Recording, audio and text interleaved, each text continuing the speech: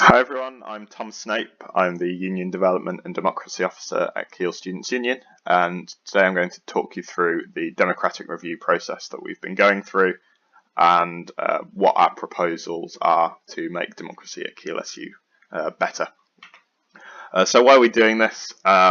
It's been a while since our democratic processes have been looked at properly, so it's generally considered a good idea to review the way decision making works at a students' union fairly regularly, every 4 years or so. While it's not quite been 4 years, we did know that there were processes that were slightly out of step with other students' unions. Lots of other students' unions had kind of moved on from where our processes were at. Engagement with and the quality of UGMs has been an ongoing issue. UGMs are Union General Meetings, which are the kind of primary decision-making body. Lots of students don't know about them, and lots of students who do know about them are a bit put off by various aspects of how they've been operating. In my actual manifesto to be elected, I pledged to engage in a review of our democratic processes because as someone who was engaged with them throughout their time as a student, I could tell that they weren't working for the vast majority of students. And the final factor is that we in 2017 launched a new organisational strategic plan for the Students' Union, and there was a commitment in there for us to make it easier for students to change things. So those were the kind of factors that coalesced into us engaging in this review. What was our process? So firstly, we engaged in a kind of desktop analysis of how things operated and what the problems with them were. So that involved focus groups, looking at some stats, researching how other students' unions operated, looking at guidance from the NUS about how good democratic processes should work. So we had lots of kind of benchmarks and things to compare us to, and we had lots of really useful conversations with a variety of students, some of which are really engaged in our democracy at the moment, and some of which had little to no engagement. So we had a variety of key findings. One of them was that our decision-making process leapfrogs the problem to the solution. So it's not possible, it wasn't possible for a student to bring forward a problem to be discussed without them also having the solution in mind. So it wasn't possible for a student to say, for example, I'm not happy with the laundrettes. Can we let's have a discussion about the laundrettes and we'll work out what we want the students' union to do about it. The only thing that they could do in the process as it was operating was to bring forward an issue and the solution side by side, which meant that lots of issues just weren't being discussed because no one knew exactly what the students' union should necessarily be doing about it, but they wanted us to be doing something. They just couldn't bring it through the processes. There was a requirement to be in the room to contribute. Our union general meetings, by their nature, are quite long and often happened towards the end of the day when students who have caring responsibilities or work or basically other stuff to be getting on with on a Tuesday evening were leaving campus, and that meant that lots of students, in fact whole cohorts of the student body, were just not engaging with our democratic processes and were unable to engage at all. So we knew that whatever we put together had to have ways for them to be a part of that process. That doesn't necessarily mean that they need to be part of every process, but we need to make sure that students who can't be in the room are still able to have a say on the things that we're discussing. Terminology was really exclusionary. There was a lot of language that was pretty much taken copy and paste from the way Parliament operates. So there were things like this House notes, this House resolves, this House believes. The chair was called the Speaker. There was someone called the Sergeant at Arms. There were lots of strange terminologies and processes. And not all of those processes were necessarily bad, but the way we spoke about them was not useful, and the way they were explained meant that someone who was brand new to the processes and to a union general meeting often just didn't know what was going on and sat there with a kind of confused look on their face, and therefore did not feel able to contribute to the wider discussion, even if they had something valuable to say, which students very often do. There was really poor transparency about how everything worked. So even if you were a student who came to union general meetings, that was often the only bit you really understood. You didn't really have a clue what happened after. So if we voted for the students' union to do something, it was very rare for that to come back around and for students to be told, you said this is what we've done about it. And that meant that officers weren't being held to account. There was basically zero officer accountability for policy that was passed. Officers basically picked and chose the policy that they wanted to be held accountable by. And often that policy was written by them. So in the last academic year, the 2016-17 year, there were 34 motions passed at UGMs. Motions are like bits of policy and decisions that were made.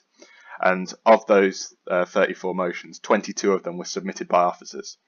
So officers were dictating the way in which they were held to account. They were setting their own criteria, which isn't what that policy process is for. It's supposed to be a way for students to let us know what they want us to be doing, not for us to let students know what we want to be doing. So that is obviously a problem. And another, but one advantage, I suppose, that we identified was that there was a strong core of engaged students who did show up and wanted to be involved. That was not a massive number, but there was often value in their contributions. They were often good at helping the room come to good considered decisions. But those students were not the whole story. As I've said before, they were not representative of the whole student body. They were invariably white, often men, disproportionately from the School of Politics. So whatever we do, we need to make sure that there is a more representative sample of the student body engaged in these processes. So after we'd gone through that kind of process of reviewing everything, we decided that it would be better for us to try some things out rather than necessarily to come with some concrete proposals and say this is how things are going to be. And this allowed us to be a bit more experimental, and thankfully the chair of Union Council, Jamie Tennant, who is the guy who runs Union General Meetings, was very open to us experimenting and kind of bending the rules a little bit to let us just try some stuff out, basically. And one of the big things that we tried out was what was called table discussions. And this basically meant that alongside big decision-making conversations about big issues, though we created scope for us to have parallel discussions on tables around issues. So this meant that a student could say, I want us to discuss the way the university records absences. I want us to talk about financial hardship. I want us to talk about climate change. And we could have those conversations around tables in a much more informal setting. Those tables were chaired by an elected officer. Students who were unable to attend the meeting could let us know what they thought online. And this kind of much more informal and inclusive method of discussion allowed lots more students to take part than would normally take part. And also the officers who were chairing those tables left with specific promises that they made, basically actions that the tables had given them. And that gave students much more power over the operation of the Students' Union and their offices, much more than they would have done in the past. And we made sure that at the next meeting that officers fed back about what they'd done about the things that they were mandated. So it created a really good feedback loop where much more students were able to influence what we were doing, and much more students were able to actually influence the processes and things like that. So this year, only 21% of ideas were submitted by officers rather than the 64% of the previous years. So that meant that by creating a process where you could just submit issues and we can have these much more informal discussions, it was a much more student-led process, basically. So the new table discussions were broadly quite well received. The outcomes of those new parts, so the actions that the students said that they wanted the officers and the students' unions to take, were much more nuanced and were much more useful as a guide for the union and the officers in terms of what the students wanted us to actually be doing. Where there was confusion and issues in our union general meetings this year, it was about the big union policy processes, which is, I'll get onto this more later. We kept an element of the old system, which was there to decide the union stances on big issues. So, for example, we had a big debate on whether or not the SU should campaign for a people's vote on Brexit, which is a big policy discussion. It's a big issue. We wouldn't want that to be on a table with a small number of students. We wanted the whole room to be involved. And there was often confusion about that process rather than the table discussions. And I'll talk a bit about what we've been doing to try and make that a bit better later. But we also made efforts to enable those who weren't physically able to be there to raise issues and have their say. However, engagement with that remains low. So while we did have the ability for students who aren't in the room to comment online to let us know what they think about these issues, engagement with that remains low, and that's something that we have highlighted as something that we'll need to work on moving forward. But I still think that, and we still think that there is value in students not physically in the room being able to be there, because there have been individual instances of students not being in the meeting of the Union General Meeting, but their comments online being really valuable in terms of helping shape the discussion and the outcomes from that. So let's get on to the proposal. So this is a kind of general flowchart of how things are going, well, how we're proposing things operate. So the first is that issues are submitted online. So there's a new online submission form that we've just done some work to improve that allows students to submit their thoughts with as much or as little detail as they want. So it is possible for them to say, this is an issue I want you to discuss, and it is possible for them to say, I have this really specific idea and this is all the information about that idea. It then goes to what's called the Democracy Operations Group, which is a meeting between the Chair of Union Council, the Student Voice, and the Union Development and Democracy Officer, which is overseen and accountable to Union Council. Union Council is where all the elected full-time and part-time officers meet. And the Democracy Operations Group review all the submissions and help put together an agenda. Basically, they look at issues and say, that's probably a big issue that requires the whole room. That's probably a smaller issue that we can have on a table discussion in parallel with lots of other discussions. So Union Council will then consider the agenda that has been put together and the stances, which there will be a new kind of filtering process for, which I'll talk you through in the next slide. And if they're happy with the agenda, then it goes to a Union General Meeting. And if there are contentious issues that the Union General Meeting cannot come to a consensus on, then those go to an online vote, which all students are able to vote on. So, handling of big issues. Still one of the most time-consuming elements of Union General Meetings is big policy discussions about big issues that we wouldn't want to have on these little tables. So we think it's important for these conversations to keep happening, but we want to make sure that by the time they get to a Union General Meeting, it's a really important issue that we need a wider student input into. So I'll talk you through how we are proposing to change that.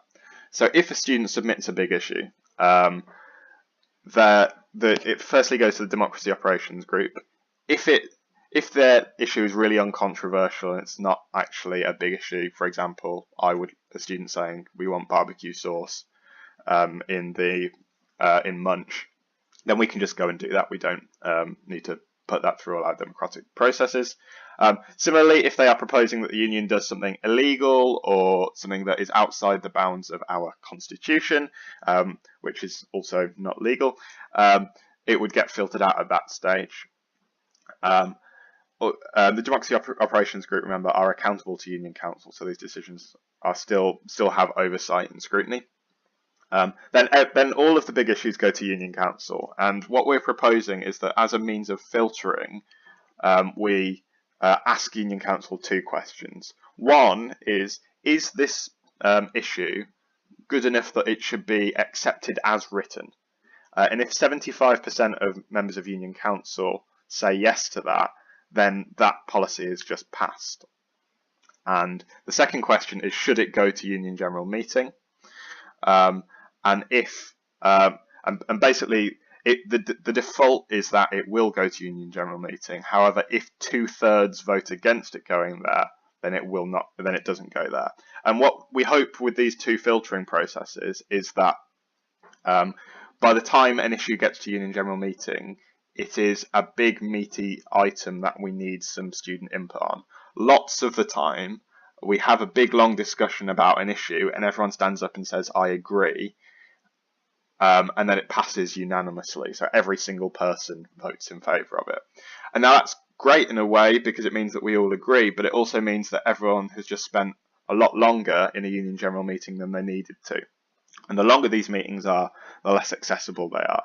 Now, I'm not saying that we're going to cut them down to being really, really, really short, but I'm saying that if it is possible for us to filter out some things that are really uncontroversial and your elected representatives can tell they're uncontroversial, then they should just be approved. It shouldn't go to a Union General Meeting. And similarly, if there's a proposal that's just not appropriate, that we don't think warrants further discussion, it is possible for that to be pulled out here as well, and it to progress no further. Now, the people on Union Council are really quite varied. So there's the full-time officers that you may well be familiar with that are on the front page of the website, but there's also part-time officers. There's dedicated representation for women, for LGBT plus students, for BME students, for international students, for disabled students. There are elected reps around other issues as well. Now and what that means is that Union Council is a nice sample of the student body that represents lots of different groups. So basically, the idea is that if this kind of broad representative sample that has been elected by students to make decisions for them, at least in part, can come to a 75% agreement on an issue, then that issue should just be agreed. We don't need it to go all through this other processes and take lots of time up. So that's the kind of rationale for that. So then after the meeting of Union Council,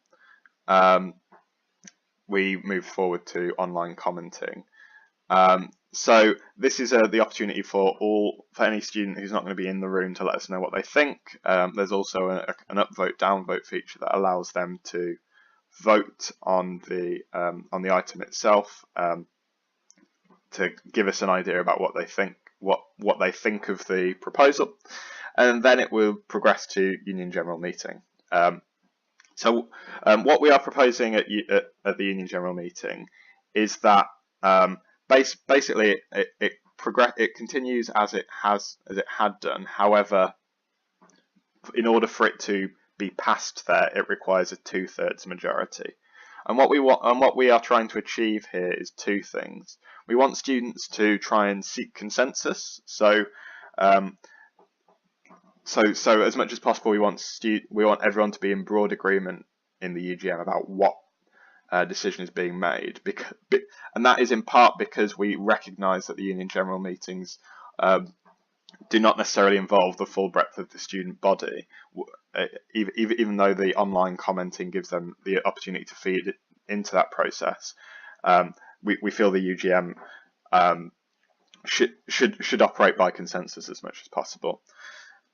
So if 2/3 vote in favour of it, it passes. If 2/3 vote against, then it fails. And if it is in the gap between those two votes, we're deeming that issue to be contentious, and it therefore needs to be voted for online. And what this does is we feel it gives students the final say on any issues where we're not sure about. So, but by that point, the issue has gone to Union Council. Union Council can't agree on whether completely on whether or not it should be passed. They can't. They still think it should go to UGM on the whole. It goes through online commenting, goes to Union General Meeting, who do some more consideration of it, and they can't come to a consensus on whether or not it should pass or whether or not it should fall. So it goes to an online vote in which all students can vote. So that means that there is a kind of lots of considered judgment. So Union Council and Union General Meetings are given the opportunity to discuss the issue, but it also gives the final say basically to students. So it gives more students the power to change things, we feel. So let's talk about how the meetings would operate. So at the start, we've got the introduction, which we're calling the flight safety talk. And I'll explain what this means. So when you go on a flight, no matter how many times you have flown, there is a flight safety talk. And all the frequent flyers don't really pay attention. But if it's your first flight, that's some really important information. And similarly, we think we're talking about putting together a video that explains how the meeting operates to a complete newcomer that will be played at every meeting. And that means that no matter no matter what point the time, no matter what point in the year this is, a student should be able to just rock up and understand what's going on. So the next bit is the officer reports. Officer reports is something I've not really touched on yet, but often these reports can be really, really long because elected officers obviously do lots of things. It's our full-time job to do this work, so we have a lot of time to do a lot of things. So these reports can be quite long. So what we're proposing is that these reports are basically only on the progress on the things they were mandated to do at the last meeting. So at the table discussions or the breakout discussions, at the conversations around big union policy matters, there will be specific officers that have been asked to do specific things, and in these officer reports, that is where we think they should be talking about these things. So hopefully that's a bit shorter, but it also means that students are much more aware about what happens after they tell us they want something to happen. So that makes officers much more accountable as well. Then we've got the breakout discussions, where we have a kind of open discussions around issues on tables, and it allows for ideas to be formed in the room. I've already talked you through what that process looks like. And then we've got union policy. These policy proposals that need a broader discussion will still have that broader discussion. Okay, so that's most of what our proposal looks like. There are a couple of bits of further consideration that we're not taking proposals forward for these yet, but some things to think about. KeeleSU does not currently have an integrated caucus system for liberation groups. So lots of other students' unions will have what are called caucuses to represent BME students, disabled students, women, LGBT plus students. And these caucuses will often have some kind of decision-making power. We don't have that system, and we're not sure that we've actually ever had a system like that. But because of the much more structured proposals that we've brought forward, it's much easier if later on we want to slot in some caucuses into our processes. That's not saying we're not proposing that we are at this stage, but we've got a staff member called Parker, who's our campaigns coordinator focusing on liberation issues, who's going to be looking at how we handle these issues over the coming year. And he may well come back with some proposals that look like that. And if we wanted to do that, we're not going to have to completely reshape everything, because we're proposing to put forward a much more flexible system. And these caucuses have a principle in place that the people affected by an issue should be the primary decision makers about that issue. But as I said, there are no final proposals about any of that yet. So if you're watching this, hopefully it is before the Union General Meeting that we are considering this at, which is the 22nd of May. There should be lots of emails and social media coming out with more information about that. But this video is going to be situated on a web page that has the amendments to what are called our bylaws, which are our governing documents that we're proposing. Now that writes out kind of in much more technical language what I've just talked you through. And if you have any questions about any of these proposals, feel free to get in touch. My contact information should be on the page, but if not, I'm on Facebook as Tom Snape, and my email is su.uddofficer@keele.ac.uk. Thanks for sitting through all of this. If you sat through all of this, I hope that you find these proposals to be worthwhile. And if not, I'm really keen to hear your thoughts.